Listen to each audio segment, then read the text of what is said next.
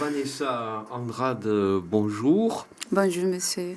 Est-ce que vous pourriez vous présenter très brièvement? Vous êtes brésilienne, spécialiste en éducation. Je suis psychologue, mais la première chose que je voudrais parler sur moi, c'est que j'habite à Favela. Je suis née à Favela, au Cantagalo, qui est un quartier très riche, Ipanema. Et je suis une femme noire qui a habité là-bas pendant toute ma vie. J'étudie la psychologie et l'éducation.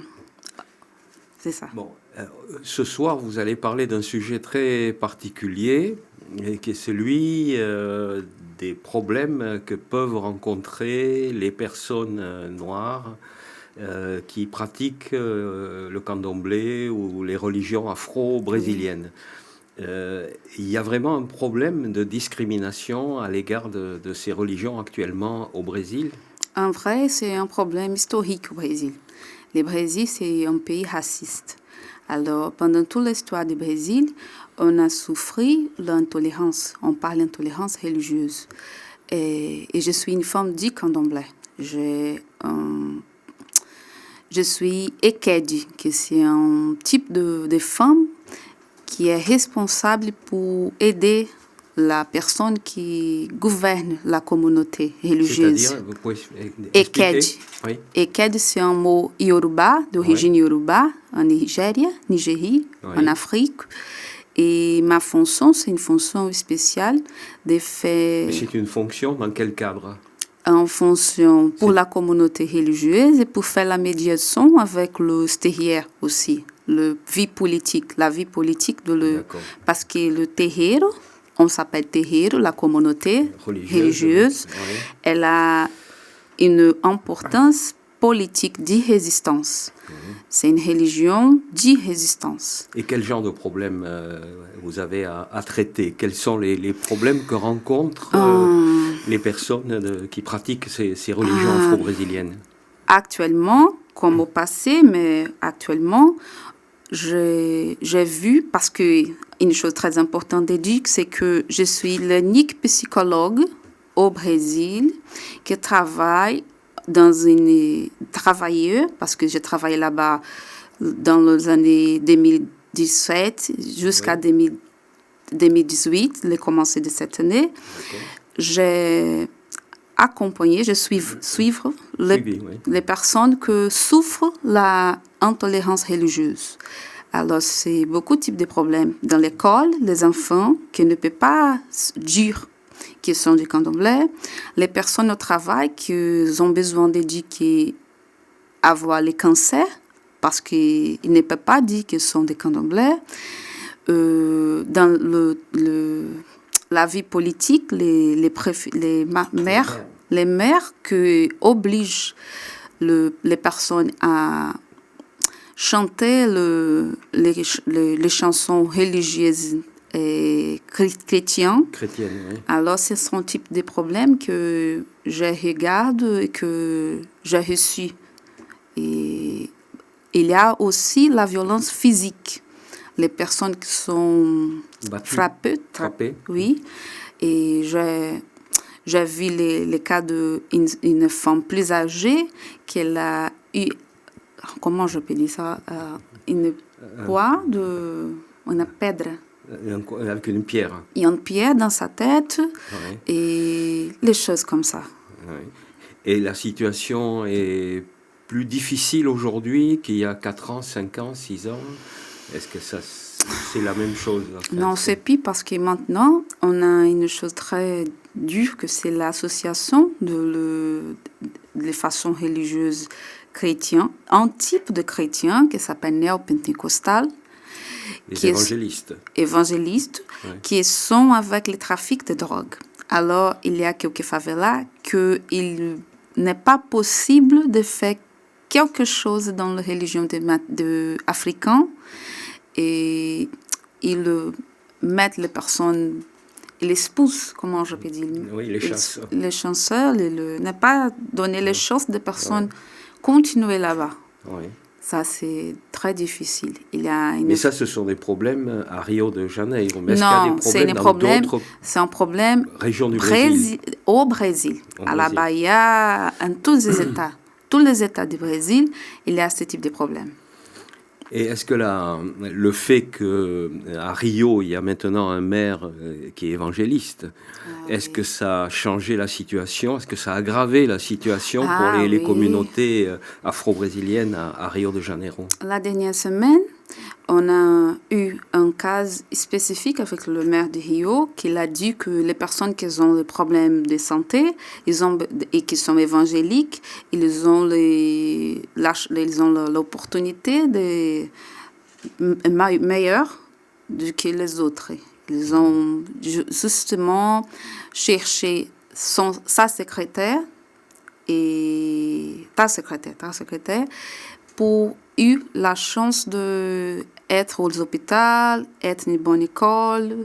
Et ça, la média a fait une grande matière, un grand reportage pour montrer ça. Et le ministère public de Rio, il a eu la providence parce qu'il est tendancieux. Il est un gouvernement beaucoup tendancieux. Et ce n'est pas seulement là-bas. J'ai quelques annotations pour ici. Il y a le maire qui donne la clé de la ville à Dieu. Il y a les décrets des maires qui obligent l'oration et l'étude de la Bible dans l'école publique. Il y a parlementaires qui mettent les symboles religieux dans les maisons législatives. Et les maires de Rio, que c'est les cas plus graves, à mon avis. Et est-ce qu'il y a une coordination entre les différentes religions afro-brésiliennes, puisqu'il y a plusieurs familles? Est-ce qu'il y a une coordination pour essayer d'avoir des réponses ensemble? Oui, on essaye de faire quelque chose. Cette année, un padre, comment je peux dire ça, un religieux catholique, un père, il a dit quelque chose sur la religion des candomblés. Et on a exigé qu'il fasse une rétractation publique. Et il est un père très connu parce qu'il va à la média et il a fait comme ça. Mais pour nous, c'est très difficile parce qu'on n'a pas un représentant à la vie publique, au gouvernement. Alors, on essaye de faire quelque chose. On fait la marche, la caminhada religieuse, on s'appelle caminhada religieuse. Oui, marche de religion. Mais on a besoin de faire... C'est une marche pour la tolérance religieuse. Pour la tolérance religieuse. Oui. Mais dans ce travail, au Centre de promotion de la liberté religieuse, j'ai vu que la majorité des cas d'intolérance sont les personnes des candomblés Umbanda. Il y a un centre qui s'appelle... Où je travaillais. Oui, ah bon. Le Centre de liberté et de promotion des religions. À Rio de Janeiro ou au niveau de tout le Brésil? Rio de Janeiro. À le secrétariat des droits humains à Rio. De l'État. À l'État. Ouais. Et j'ai travaillé là-bas avec une association avec la fac, l'université. J'ai travaillé là-bas et c'est là-bas que j'ai reçu les personnes qui souffrent l'intolérance religieuse. Et la majorité de ces personnes sont du candomblé. Et est-ce que les partis politiques sont sensibilisés à ce problème? Comment est-ce qu'ils réagissent? Est-ce que les communautés religieuses afro-brésiliennes sont allées voir les partis politiques pour les sensibiliser? Oui, on fait un travail comme ça. On regarde que pendant le gouvernement du PT, les choses c'est mieux pour nous, mais il y a un représentant dans d'autres partis qui essaye, mais ça c'est une chose très difficile parce qu'on regarde les intérêts politiques. On n'a pas un vrai intérêt de protéger, d'offrir les vraies conditions pour les personnes noires et pour les religions des candomblés.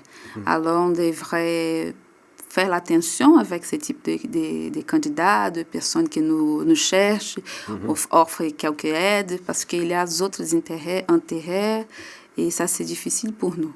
Et une dernière question, comment vous voyez les prochaines années?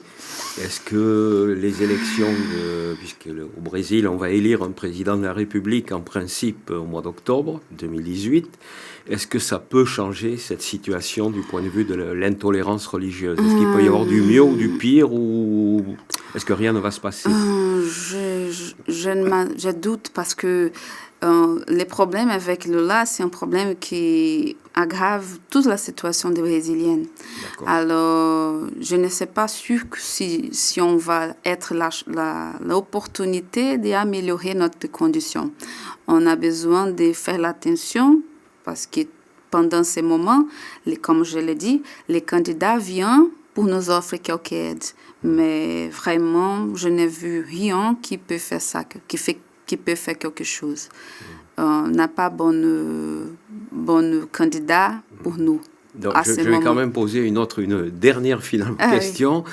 Est-ce que les communautés afro-brésiliennes, compte tenu de cette situation, vont renforcer leur action collective? Est-ce qu'elles vont se préparer à réagir collectivement à cette réalité? Il y a quelques candidats, je fais une petite correction, que dans la communauté, Ivanildo dos Santos, par exemple, que c'est un homme très connu dans la communauté religieuse, qui va faire son candidature dans cette élection à député. Et on commence à choisir quelques personnes qui peuvent réellement faire une chose pour nous. Mais ça, c'est un mouvement qui commence, ce n'est pas un mouvement concret. Merci. J'espère que la prochaine fois qu'on se rencontrera, peut-être dans quelques mois, il y aura de meilleures nouvelles. Merci beaucoup et pardon pour mon français. Non, il n'y a pas de problème.